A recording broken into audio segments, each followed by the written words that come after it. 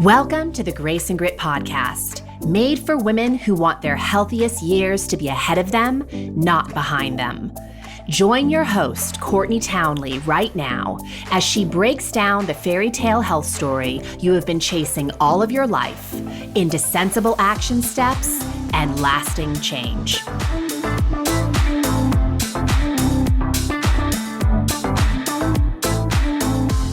Hello, my friends, and welcome to the Grace and Grit podcast. This is your host, Courtney Townley. Now, if you have ever spent an ounce of time researching topics like how to change your habits, you have likely bumped up against the book Atomic Habits by James Clear. And I'm really excited to tell you that Grace and Grit is hosting its very first book club called Study It with Grace and Grit. And Atomic Habits is going to be the very first book that we study. Now, Schulz Bergman, an avid athlete, wellness professional, and therapist, will be facilitating this amazing book club. So I've invited her here today onto the Grace and Grit show to have a conversation about her personal journey with behavior change, what inspired her to kind of spearhead this book club. And we're even going to talk about some of the key principles from the book that she will be diving into with book club participants. Now, regardless if you're interested in the book club or not, this podcast is one you're not going to want to miss because there are going to be so many great reminders and insights in here. So stay tuned. And if you are interested in the book club, all you have to do to get registered is head on over to graceandgrit.com/book club. Once again, graceandgrit.com/book club. So Claire, thanks for joining me today. Hi, Courtney. Hi. Yeah, so this is exciting. I'm so happy that you kind of threw this idea towards me and it just completely resonated. And I think it's such a great first book to study. But before we get into the book and before we even get into why you were interested in hosting this club, let's talk a little bit about you.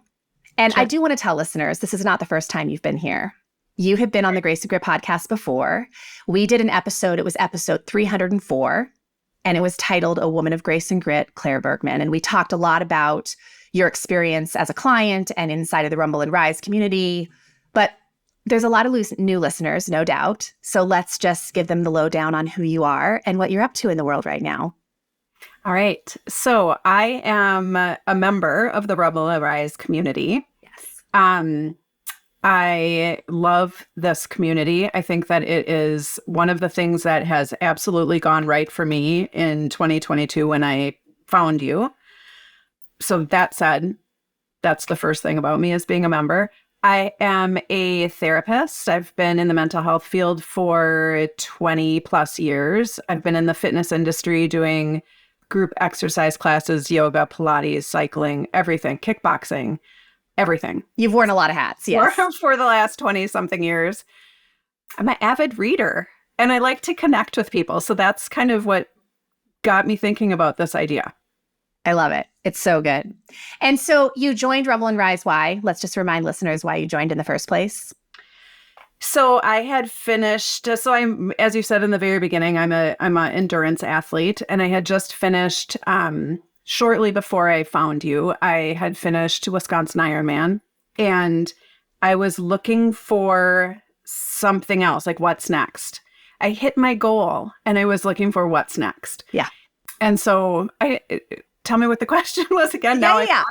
Why you joined Rumble and Rise in the first place? Like what brought you into the community? Yeah. So I think it's just, I came through you through personal coaching. Yeah. But then I also really started to get a lot out of connecting with the women on the coaching calls. Yeah. And I like to show up to as many calls as I can because I learn something new and I feel connected with women from all over the place. Yeah. So, yeah. And let me just say to listeners who may not be aware of what Rumble and Rise even is, it's our private community. It's Grace and Grit's private community where we lean into behavior change, but we do it in a way that is very counter to what traditional culture is pushing, in that we really promote self-leadership. So you are the one deciding what behavior change you're leaning into. And then I offer a lot of education and support to help you move in that direction with more grace and ease. So just in case anybody was hearing that sort of phrase and had no idea what we were speaking to, there you have it. So Atomic Habits. Why did you decide that this might be a great first book to offer Grace and Grit, the Grace and Grit community? Why start here? Yeah. Well, I mean, I think there's a few different reasons. One being that this whole community helps us think about who we want to be and how we want to show up in this world.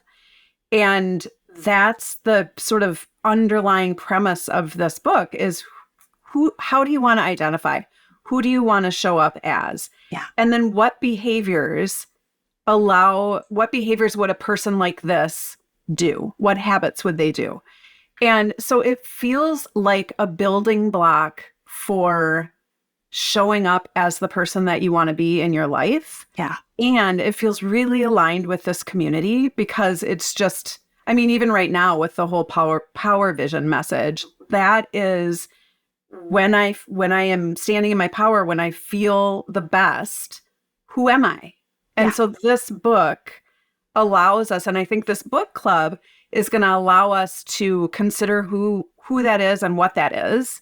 Yeah. And then what behaviors lead us to that best version of ourselves. I love it. Yeah. And it's so, I think it's such an important point because a lot of people move through their life thinking that identity is a very immobile thing, right? It's just the way we are. It's the way we came into the world. And that's not true. It's what we have practiced in our lifetime that becomes our identity, from our thoughts to our emotions to our behaviors. And all of that can be changed. And so I think there's such a message of hope in this book that it really does offer us this opportunity to really decide, maybe for the first time ever, who we really want to be in the world. And then start shifting some behavior, some habits in order to make that possible. Right. And I work with this. This happened with me as well. You asked previously what brought me to you and to Rumble and Rise. And yeah. I had been doing my life step by step, first thing, second thing, third thing, not really paying attention to what I was doing. But a lot of great things came out of that. And when I came to you, I was sort of in this place of I need to be more awake in my life and I need to be a little bit more intentional about how I'm living. I was also sort of struggling with some health issues, ultimately diagnosed with ALS. And so now really having to change my identity into not being the endurance athlete who can make her body do whatever I really felt like doing with the training, but like the person who wants to show up to be as healthy as I can be. And I see this with women all the time, is just overwhelm and moving forward and not really, next thing you know, their kids are out of the house and they're empty nesters. And then they're like, well, now what? Yeah. And this is just more of a way to be really intentional. Yeah. And I think you touch on something so important there because identity throughout our lifetime is shifting. It's not a static thing. And yet we treat it like it's static. And that I think can really harm our well-being in so many ways. And so life presents us with a lot of unpredictable things like your diagnosis. And also we just may decide that along the way that there are certain things that no longer fit us. And there are certain identities that just no longer, I always equate it to sort of wearing a sweater that you just want to take off because it itches so bad. It just no longer feels congruent with who you are. And I think the sooner we can respect that and learn ways of actually shifting our identity with grace and ease, it just makes life so much more enjoyable. Right. And so much more healthy, really. Yeah. So let's talk about a few ways that we get behavior change wrong, because there's a lot of ways that we have really kind of screwed this up. And it's honestly, I always say it's no fault of any of ours in that we've grown up in a culture that has pushed these really radical strategies and these certain mindsets around behavior change that have caused a lot of unnecessary suffering. So let's just explore what some of these behavior change errors have been. Mm-hmm. To me, the first thing I think of is January 1st in the gym. So I've been a fitness instructor forever. And if anybody belongs to a gym or goes to a place, you know that in January it's packed. There's nowhere to park in the parking lot. It's packed. By February, there's more spaces in the parking lot. People aren't showing up as much. And so I think it's one of the big things that is maybe not the best way to start is to have a goal that you're aiming toward and it being too big. So it needs to be more like we just were talking about, identity driven, and also starting smaller. And it's something that is more able to follow through on your worst day than be able to maintain on the days that you have the most energy and, you know, can do 100 push-ups as your goal for the new year every day. Maybe on the day that you don't feel so great, you do 1, and then you showed up for yourself, and then you can do more on the days that you have more energy. Yeah, compound over time. Yes. And I don't even think like having a big goal is a bad idea. Where we get ourselves in trouble is when we don't consider the smaller steps that we need to take to ease our way into it. Because what you so often see in the new year is a lot of people taking great big measures. You know, if they haven't been exercising in maybe years, and then they start a boot camp 6 days a week. And it overwhelms the brain. It really puts the body in a lot of unnecessary suffering. And when we don't feel good and when we are overwhelmed, we're not going to sustain the behavior. Right. So absolutely. I think that, you know, the January 1st, and also thinking that there's a right time to start making a small step towards the direction that you want to go. I think that's also a mistake that we make. What else? What else comes to mind? What I'm thinking of right now, the thing that is coming to my brain is having that goal, because I agree with what you said, is it's good to have a goal, but if we have the direction that we want to go in and the system that we want to take to get to that direction, the little habits that we want to put together and to take to get there, the goals are going to take care of themselves. Yeah. So it's focusing on the race or the or weight loss. That's a big one, right? Weight loss is a huge one. Yeah. That's once we have the system in place, that'll take care of itself. We will get to where we want to go as long as we're doing things small. We make it so that it's easy to show up for ourselves and follow through. Yeah, absolutely. And, you know, I use weight loss as a really like always a glaring example because I was actually having a conversation with someone about this earlier today where she has spent decades of her life focusing on her body fat percentage, right? Like that has been sort of the gold standard of success for her. And she's really trying to get out of that mentality because she knows it isn't serving her. And so we were talking about her vision for the future for herself and what might that vision look like.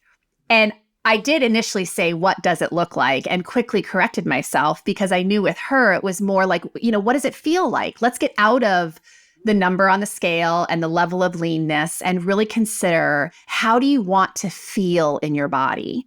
And she was able to answer that question really easily. She wanted to feel powerful and resilient and like she wasn't limited by pain, that she could keep up with the activities she wanted to be doing, all of these things. And once she was able to identify how she wanted to feel, we got really clear on, okay, well, what do you need to do in order to feel that way? And you and I both know that most women out there know a lot of things they could be doing. Mm-hmm. But the bigger truth is they're just not doing them with any degree of consistency. Right. And so she got clear on the steps she would need to take to feel that way in her body. And at the end, I was asking her, like, if you did these things on a regular basis, what do you think would happen to your body? And she's like, my body would be in its happy place. Like, I would easily probably lose weight and maintain muscle mass by paying this level of respect. Right. So again, it just kind of circles back to this whole concept of being identity focused versus outcome focused, which I think you've really well illustrated so far. And I also think that what we have in our brain as far as this number on the scale or this clothing size or whatever it is, if we start to feel the way that she described feeling, yes, it's not even going to necessarily matter if she hits that number. If she, absolutely, it's about how you feel. Yeah. It's so often we're looking sort of on the outside when really all the magic happens on the inside. And where we got that so reversed, I'm not really sure. But absolutely, focusing on how we want to feel is so powerful. So there's really 4 laws that James Clear introduces in this book. And you are going to dive into each one of these laws in the book club. And it's my understanding that you're going to give the participants some direction on how to actually apply these things to their own life. So in my mind, this isn't really just a book club experience. It's also you're committing to sort of a process of behavior change by studying this book alongside of us. Right. So let's just quickly talk about what those 4 laws are. Sure. So the first law is to make it obvious. So we want to know what we're doing. We want to have it be obvious in our environment. And we need to be aware of what we're doing and what we're trying to move toward in order to create the change that we want to have happen. Yes. The second is to make it attractive. So we want to be able to make it something that we actually want to do. So we're going to figure out ways to do that as we work our way through this book. The third is to make it easy. And that speaks to the breaking it down to small little changes. We will talk about that.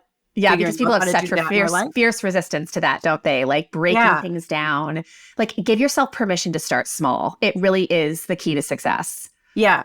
And goes back to, the grand ideas that we want to have with New Year's resolutions. Right. And why those don't work. So make it small. And then the last one is make it satisfying. So we want to find something that we feel like we can do, and it gives us some sort of a reward that we can celebrate after. Love it.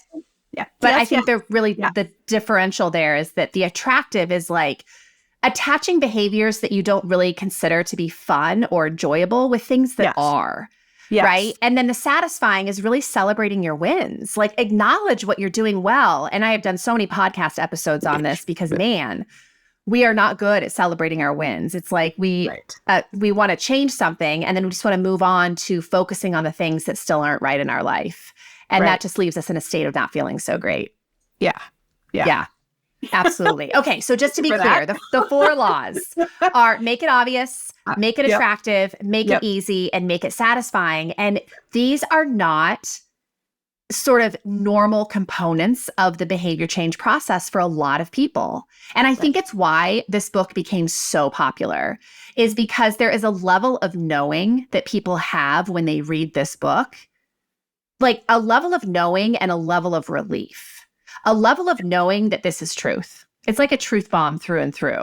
Sure. It's all the unsexy stuff about behavior change, but it's the stuff that works. Right. Yeah.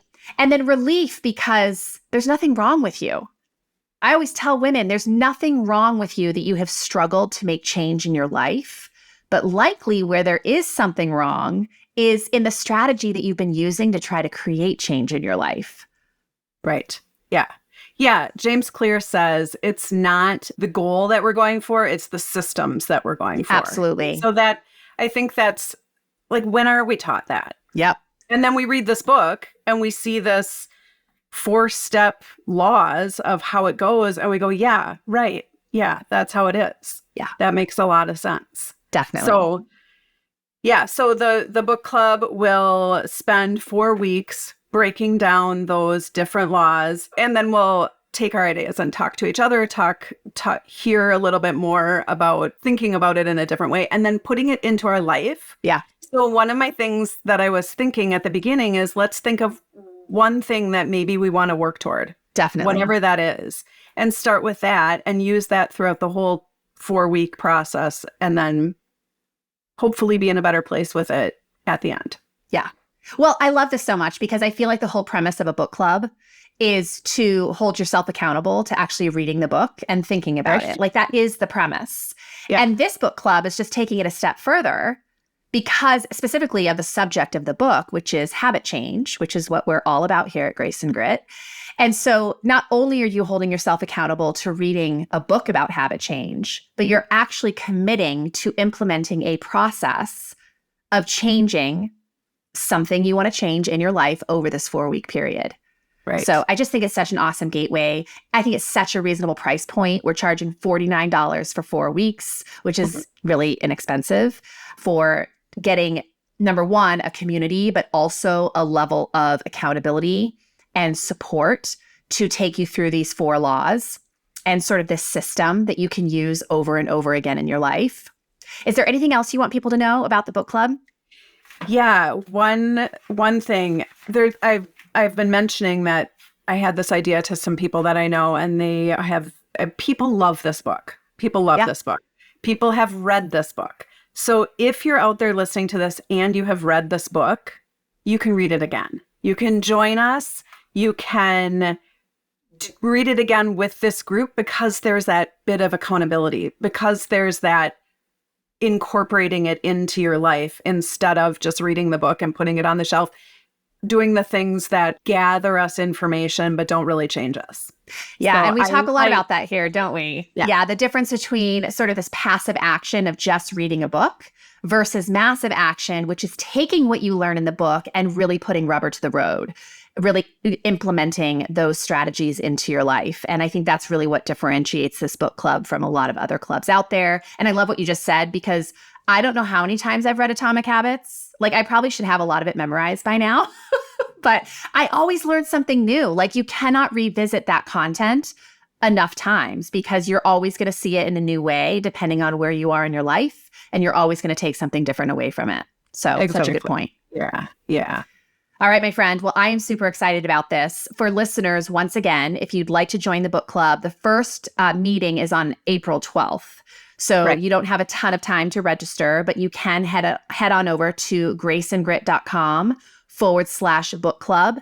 And once you register, you will get an email from us that gives you all the details on what to look for in your inbox, when the first meeting is, the link to the first meeting, and all the goods. So I'm so glad you proposed this idea. I know it's going to be awesome.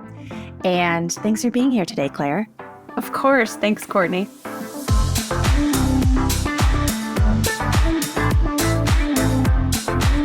Thank you for listening to the Grace and Grit podcast. It is time to mend the fabric of the female health story. And it starts with you taking radical responsibility for your own self-care. You are worth the effort. And with a little grace and grit, anything is possible.